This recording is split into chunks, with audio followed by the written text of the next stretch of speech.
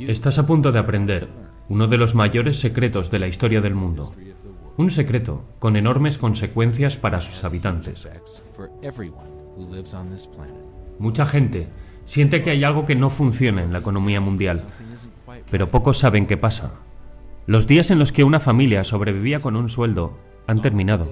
Cada día parece más descontrolado, pero solo uno entre 1.000.000 entiende por qué. Estás a punto de descubrir el sistema responsable de las desigualdades en el mundo. Los poderes fácticos no quieren que entiendas esto, ya que este sistema les ha mantenido en lo más alto de la cadena financiera alimentaria los últimos 100 años. Aprender esto te cambiará la vida porque cambiará tus futuras elecciones. Si se difunde lo suficiente, cambiará el mundo, porque cambiará el sistema, ya que este es el mayor secreto del dinero. Jamás en la historia tantos habían sido sometidos por tan pocos, y todo se consigue gracias a esto, la mayor estafa de la historia humana.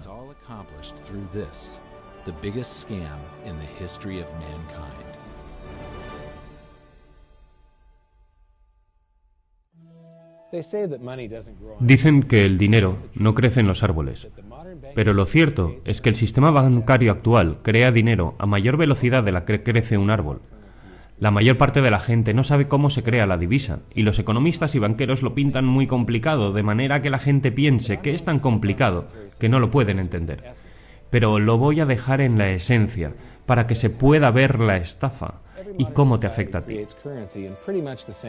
Toda sociedad crea divisa más o menos de la misma manera, pero como el dólar es la mayor parte de la divisa mundial, usaré los Estados Unidos como ejemplo.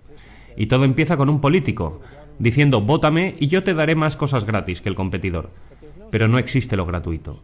Y para cumplir la promesa, los políticos votan gastar más de lo que ingresan. Esto se llama déficit, gasto deficitario. Y para financiarlo se toma dinero prestado, mediante la emisión de bonos. ¿Qué es un bono? No es más que un pagaré con una pátina de glamour. Es un papel bonito, con números, que dice que hoy me prestan 1.000 billones de dólares y prometo, en 10 años, pagar esos 1.000 billones y un interés añadido. Pero lo que hay que entender es que esto es nuestra deuda nacional. Debemos pagarlo tú y yo, y nuestros descendientes con futuros impuestos. Cuando el gobierno emite bonos, roba prosperidad del futuro para gastarla hoy. Entonces, esos bonos se subastan. Los bancos compiten para comprar parte de la deuda nacional y hacer negocio con el interés. Hay que resaltar que los bancos van a estar presentes durante todo el proceso, cogiendo una parte en cada paso, y mostraremos que no es casualidad. Luego, mediante un trile, llamado operaciones de mercado abierto, los bancos venden algunos bonos a la Reserva Federal con un beneficio. Para pagar, la Reserva Federal abre la chequera y emite cheques falsos, sin fondos, que deberían ser devueltos, ya que se asocian a una cuenta sin saldo ninguno, según la Reserva Federal de Boston. Cuando tú o yo emitimos un cheque, debe haber fondos suficientes en la cuenta para cubrir la deuda. Pero cuando lo emite la Reserva Federal, no hay depósito o cuenta en la que se cobre el cheque. Cuando la Reserva Federal firma un cheque, está creando dinero. La Reserva Federal entrega el cheque a los bancos, y la divisa entonces nace por generación espontánea. Y con esa divisa se compran más bonos en la siguiente subasta. ¿Qué es un cheque? Un cheque no es más que un pagaré.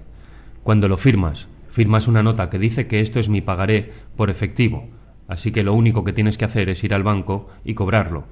Es muy importante entender este proceso. Esto tiene un efecto devastador sobre las personas, y lo comprobaremos después.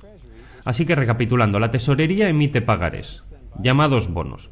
Los bancos entonces compran esos pagarés con divisa. La Reserva Federal también emite pagarés, cheques, y los utiliza para comprarle los pagarés de la tesorería al gobierno, los bonos, y se crea la divisa. Por tanto, lo que realmente ocurre es que la tesorería y la Reserva Federal se intercambian pagarés, utilizando como intermediarios a los bancos, y así de la nada se crea la divisa. Este proceso se repite una y otra vez, enriqueciendo a los bancos y empobreciendo a los ciudadanos a través del aumento de la deuda nacional.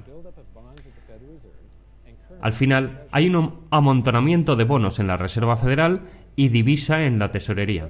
Y este también es el proceso mediante el que se crea toda la divisa en papel. La Reserva Federal y el gobierno equivocadamente lo llaman base monetaria, ya que no conocen la diferencia entre divisa y dinero. Yo me referiré a ella como la base fiduciaria, ya que no es dinero, es divisa. Y existe una gran diferencia. El dinero debe ser reserva de valor y mantener el poder adquisitivo durante largos periodos de tiempo.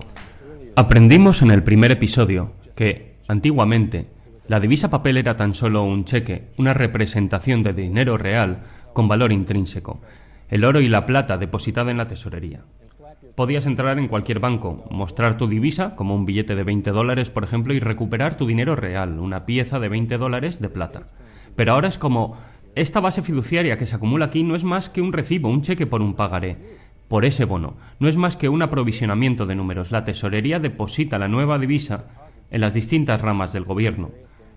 Y luego los políticos lo van a agradecer debidamente. El gobierno procede con el gasto deficitario en obras públicas, en programas sociales y también en guerra. Los empleados del gobierno, contratistas y soldados depositan sus salarios en los bancos. Y esto puede parecer sorprendente, pero cuando depositas tu dinero en el banco, no lo depositas en una cuenta para que se te salvaguarde debidamente, no. Lo estás prestando al banco.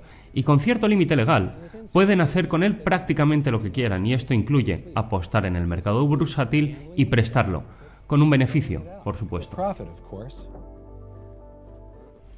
Ahora es cuando la máquina de creación de divisa entra en juego de verdad.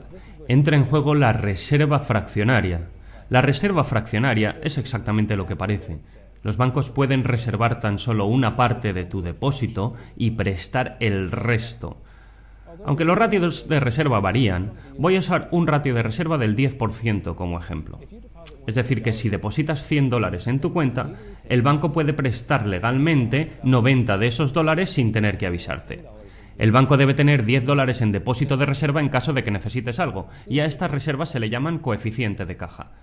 ¿Por qué dice el extracto de tu cuenta que tienes $100 cuando el banco te ha robado 90? El banco ha dejado pagarés, llamados crédito bancario, en su lugar. Parece un poco loco, pero aquí lo dice la Fed en negro sobre blanco. Los bancos comerciales crean dinero en los libros cuando conceden un préstamo, simplemente añadiendo nuevos dólares depositados en las cuentas de sus libros a cambio de un pagaré del prestatario. No son más que números que los bancos teclean en sus ordenadores. Y aunque los créditos bancarios de pagarés son muy distintos de los números de la base fiduciaria, ya que solo existen en los ordenadores, siguen siendo divisa. Así que ahora existen $190. La razón por la que los consumidores toman dinero prestado es para comprar algo, una casa, un coche o cosas similares. El prestatario toma los $90 que le dejó el banco de tu cuenta y los entrega al vendedor, y ese vendedor deposita ese dinero en su banco y el banco presta de nuevo el 90% de eso y deja créditos bancarios en su lugar. Así que ahora lo que existe es $271. Este proceso se repite una y otra vez, hasta que, bajo un ratio de reserva del 10%, se crean hasta $1.000 de crédito respaldados por $100 de coeficiente de caja, el 10%. Pero el ratio de reserva varía mucho. En algunos depósitos es el 10%, en otros es el 3% y en otros llega a ser 0. El resultado es que la expansión de oferta monetaria es mucho mayor de lo que este ejemplo puede llegar a mostrar. Una vez más, cuando la divisa se deposita en el banco, los bancos lo que hacen es prestarla, entonces se redeposita y se represta, y se redeposita y se represta, y se redeposita y se represta una y otra vez, creando crédito bancario por el camino. Es de donde viene la mayor parte de nuestra oferta de divisa y en realidad es del 92 al 96% de la oferta de nuestra divisa, que no se crea por el gobierno, se crea directamente en el sistema bancario. Pues bien, cantidades masivas de divisa lloviendo a los ciudadanos puede parecer divertido al principio. Eso hasta que recuerdas uno de los secretos del dinero más importantes, y es que los precios actúan como una esponja ante la oferta de divisa. Cuanta más divisa hay disponible, más crecen los precios. Aquí entra en juego la inflación, porque la verdadera definición de la inflación es un aumento de la oferta de divisa, y el aumento de precios es tan solo un síntoma, una reacción ante ese aumento. Toda nuestra oferta de divisa no es más que un par de pavos, enredados en esta red mágica, donde la Tesorería y la Reserva Federal se intercambian pagarés divinizados, y se introducen un montón de números en los ordenadores a través de los bancos. Esa es toda nuestra oferta de divisa, un gran aprovisionamiento de números, algunos impresos, la mayoría tecleados, pero no hay nada más. Pero si esto parece de locos, prepárate para entrar en la zona oscura de la economía moderna. Trabajamos para conseguir algo de esa oferta de divisa. Tu verdadera riqueza es tu tiempo, pero comerciamos con momentos de nuestra vida, hora a hora, día a día, año a año, para obtener números que alguien imprimió en un trozo de papel o simplemente tecleó en un ordenador. Ahora, esos números representan nuestra sangre, sudor, lágrimas, trabajo, ideas y talento. Nosotros somos los que damos valor a esa divisa. Y ahora llega la broma cruel. Trabajamos duro para poder ahorrar algo de esa divisa, para poder pagar al recaudador de impuestos, la IRS en los Estados Unidos o Hacienda en España, y este se lo entrega a la Tesorería para que ésta pueda pagar el monto principal más los intereses del bono que la Reserva Federal compró con un cheque que no tenía fondos. Recapitulemos un poco, porque es aquí cuando el sistema empieza a robar a escala global. Muchos de nuestros impuestos no se emplean en carreteras, colegios o servicios públicos, sino en pagar intereses de los bonos que la Reserva Federal compró con un cheque relacionado a una cuenta sin fondos. La Reserva Federal comete fraude, y aquí llega uno de los mayores secretos. Antes del establecimiento de la Reserva Federal no había necesidad de un impuesto a las rentas del trabajo. La Reserva Federal se creó en 1913 y ese mismo año la Constitución americana introdujo una enmienda para poder permitir los impuestos a los ingresos personales. ¿Crees realmente que fue una casualidad? Pregúntate cuántos impuestos de la renta has pagado en tu vida. Bueno, pues gran parte ha sido silenciosamente apartado por las manos de los dueños del sistema porque sí, este sistema tiene dueños. ¿Quiénes son? Es aún un secreto mayor que abordaremos pronto, pero primero tenemos que entender el galimatías que es el techo de deuda.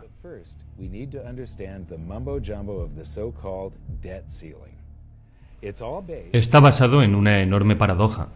Había interés sobre ese bono, igual que en todos los préstamos que el banco emite.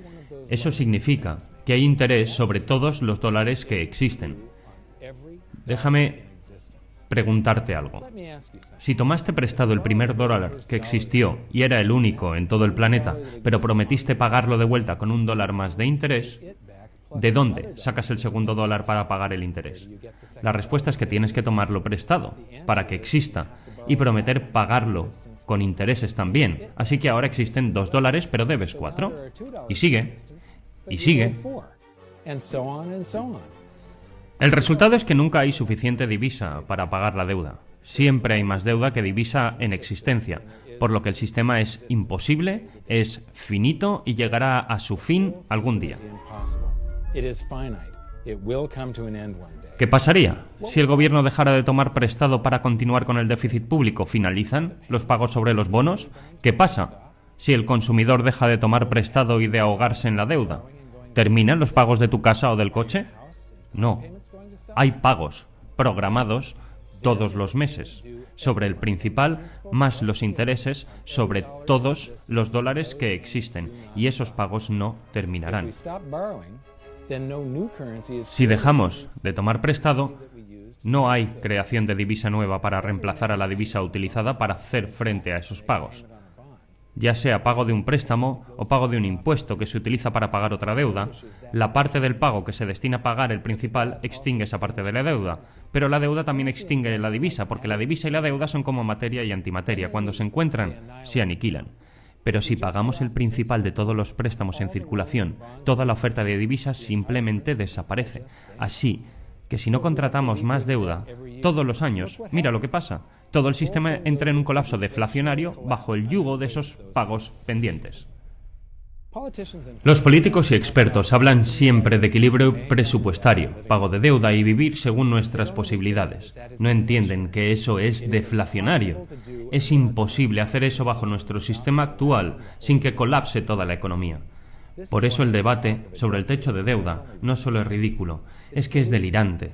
El sistema está diseñado para aumentar los niveles requeridos de deuda tan solo para mantenerse, y por eso los políticos siempre darán una patada a seguir y aumentarán el techo de deuda, y una y otra vez hasta que el sistema colapse bajo el peso de la deuda. En otras palabras, no quieren que colapse durante sus mandatos.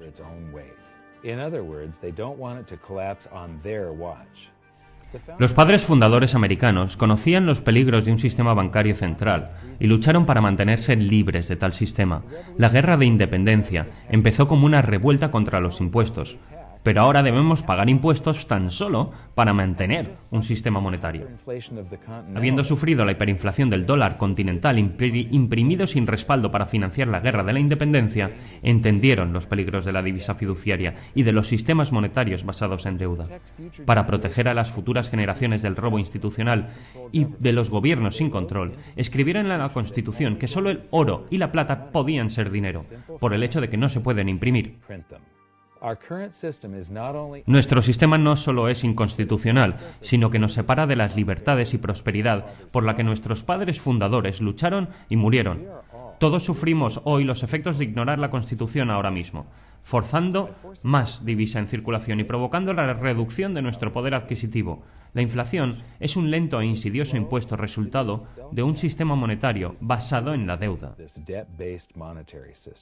El sistema encumbra y beneficia a aquellos que crean la divisa y la reciben en primer lugar, puesto que tienen la oportunidad de gastarla cuando aún no ha tenido un efecto sobre la economía.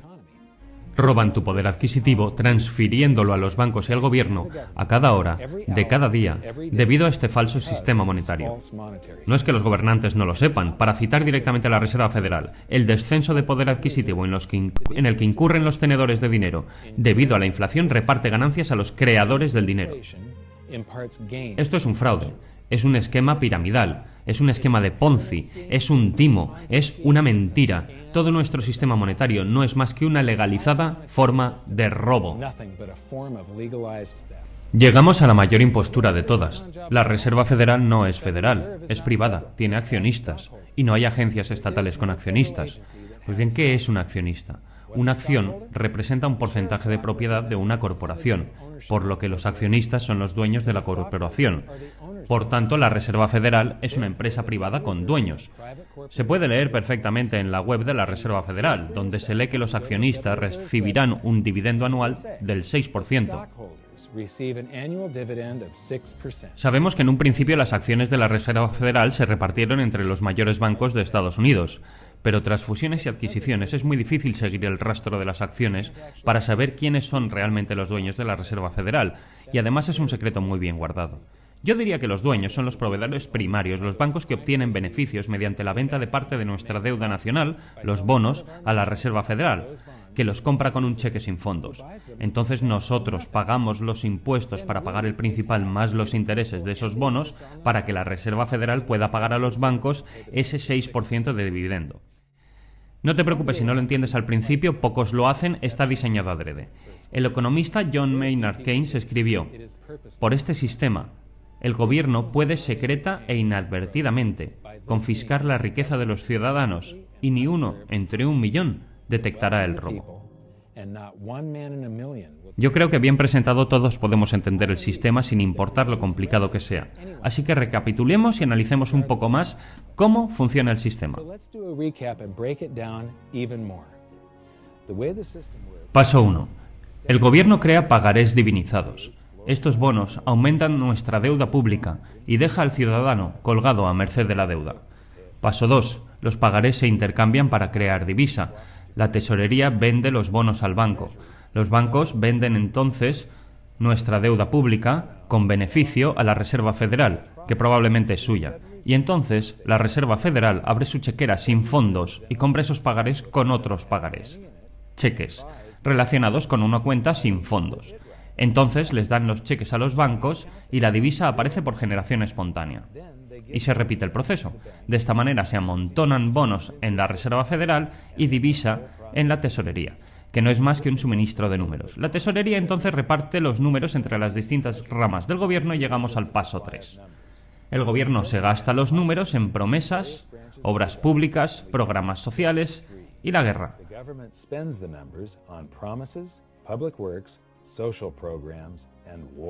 Entonces los funcionarios, contratistas y soldados depositan sus pagas en los bancos para llegar al paso 4. Es entonces cuando los bancos multiplican los números inventando mágicamente más pagarés a través de la reserva fraccionaria, con la que roban una parte del depósito del cliente y lo prestan.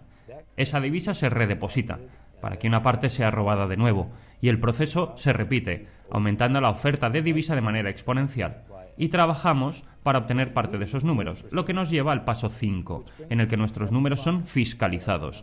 Pagamos impuestos a la hacienda pública para que ésta entregue números a la tesorería para que la tesorería pague el principal más los intereses de unos bonos comprados por la Reserva Federal con un cheque sin fondos. El paso 6 es la ilusión del techo de deuda. El sistema está diseñado para necesitar niveles de deuda mayores cada vez y eventualmente colapsará bajo el peso de la deuda porque los políticos no hacen más que remolonear porque lo que quieren es evitar el colapso durante su mandato. Finalmente, el paso 7. Los dueños secretos se llevan su parte. Los bancos más grandes del mundo son los dueños de la Reserva Federal y esos bancos obtienen beneficio de la venta de los bonos de la Reserva Federal. Obtienen beneficios cuando la Reserva Federal les paga intereses sobre las reservas depositadas en la Reserva Federal y la Reserva Federal les paga un 6% anual por su participación en la Reserva Federal. Este sistema es fundamentalmente diabólico, canaliza riqueza desde la clase media trabajadora hacia el gobierno y el sector bancario. Es la causa de la crisis y las bonanzas artificiales de la economía moderna y causa gran disparidad de riqueza entre los millonarios y la clase trabajadora. Es posible porque ya no usamos verdadero dinero, usamos divisa. Pero lo peor es que es una forma de esclavitud. Bono en inglés es una abreviatura de la palabra nexo. Cuando el gobierno emite un bono, es una promesa de cobros de impuestos en el futuro. Nadie ha preguntado si quieres pagar impuestos hoy por la prosperidad disfrutada en el siglo anterior. Nadie le ha preguntado a nuestros hijos si quieren trabajar duro en el futuro para pagar impuestos mañana por la prosperidad disfrutada hoy. George Washington escribió una vez a James Madison: ninguna generación tiene el derecho de contratar deudas mayores que las que se puedan pagar durante su propia existencia. Al robar prosperidad del mañana para gastarlo hoy, nos esclavizamos nosotros y futuras generaciones. Todo parece muy agorero, pero hay gran esperanza, ya que tú eres la mayor amenaza para ese falso sistema monetario. El sistema se basa en la ignorancia del público ante su maquinaria. Por favor, comparte esto con quien conozcas, porque un público educado que entiende el sistema puede construir un sistema mejor para las generaciones futuras. Os dejo con una cita atribuida a un antiguo director del Banco de Inglaterra. El sistema bancario moderno produce dinero de la nada. El proceso es, quizás, el más sorprendente de todos los trucos de prestidigitación jamás inventados. La banca se concebió en la desigualdad y nació en el pecado. Los banqueros son los dueños del mundo. Quítaselo, pero déjales la posibilidad de crear dinero y controlar el crédito, y en un pestañeo crearán dinero suficiente para comprarlo de nuevo. Pero si quieren continuar como esclavos de banqueros y pagar el precio de su propia esclavitud, déjenles seguir creando dinero y controlando el crédito. Esta es la Reserva Federal en Washington, D.C., en la calle Constitución, que es la misma broma que la de colocar la Reserva Federal de Nueva York en la calle Libertad. Las dos son inconstitucionales, limitan nuestra libertad y nos extraen riqueza cada segundo de cada día para la Reserva Federal, el gobierno y el sector bancario. Eres uno entre 1 millón de los que pueden detectar el robo a tu prosperidad. La pregunta es, ¿qué puedes hacer al respecto? Ve el vídeo hasta poder describir y enseñarlo a otros. Los que entienden el sistema se pueden preparar ante su colapso y protegerse. La historia nos enseña que los que no lo hagan probablemente sean barridos. Comparte este vídeo con todo el mundo, especialmente con aquellos que te importan. Todo lo que hace falta es 1 o 2 clics para enviar este mensaje a millones de personas. Cuélgalo en Facebook, tuitéalo, envíalo por correo a tus conocidos, compártelo donde puedas. Únete a la conversación. El sistema actual se basa en un diseño de hace 300 años, concebido para enriquecer a unos pocos a expensas de muchos. Tiene que haber un sistema mejor. En hiddensecretsofmoney.com hemos creado una plataforma de código abierto para el diseño y desarrollo de un nuevo sistema monetario. Hacemos un llamamiento a todo economista, estudiante, universitario, mente brillante y cualquiera que lo desee a unirse a la discusión. Al educarnos a nosotros y a los que nos rodean, podemos prevenir una mayor erosión de nuestros derechos y quién sabe si quizás recuperar alguno.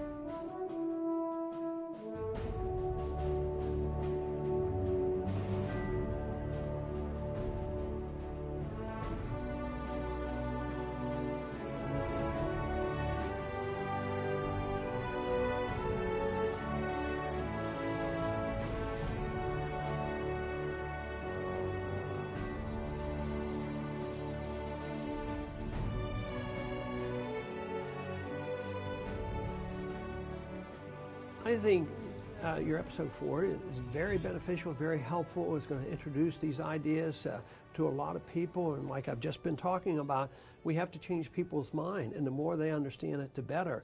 And I think we're at this point now where more people in the last several years, 4 or 5 years, have thought about the Fed than they ever have in the previous 95 years. So I think an explanation and diagrams to show it is very helpful, because quite frankly, they're not going to get it in their grade school. They're not going to get it in their high schools. They're not going to get it in college unless they're in a very rare circumstance to understand how this works. You know, for years before I got involved in really studying gold and some of the things I write and talk about today, I was a monetary economist for decades. You know, in your video, you talk about the primary dealers. I was chief counsel and chief credit officer of one of the largest primary dealers for 10 years. So I had an inside seat on the Treasury market and have the privilege of working with several former vice chairmen of the Board of Governors, Manley Johnson and David Mullins, going back to the 80s and the 90s. So I'm very immersed in what you were talking about. And I thought it was extremely accurate, extremely clear. I didn't think you were stretching on any points. It was really like something out of a PhD course, except that it was very easy to understand. I think it's accessible. I think we're seeing a little bit of a revolution in communications in the following sense. You know, as you point out, the Fed was created in 1913. Well, in 1913, there was no web, there was no YouTube, no Twitter. There was really no one to kind of stand up and oppose the Fed or call them out, if you will, or really get into a discussion that everyday Americans could follow. That's not true now with social media and everything else. You can reach out to millions and tens of millions of people and tell them what's going on. I think you've done that. You've done it successfully. I applaud it. I think this is a great video. I look forward to seeing it again. I know millions of people will enjoy it. Well, as we know, the Federal Reserve believes it can create money out of thin air, not realize money is supposed to represent real products and services. And what people don't realize is when the Fed does that, in effect, as Keynes pointed out, it's a form of taxation. It's a form of confiscation. And because people don't see it, the politicos get away with it, but it also undermines social trust. It just is corrosive throughout society. We're going to have a lot of turmoil in the coming years, but it's going to be the kind of turmoil that leads to positive things. So don't despair. Get out there and fight, because the tide is going to turn. This is going to be the status last stand. Thank you. This episode of Mike Maloney's Hidden Secrets of Money was brought to you by GoldSilver.com and the new Silver Pegasus Round. To learn how to protect your family and turn the coming economic storms into opportunity, visit GoldSilver.com.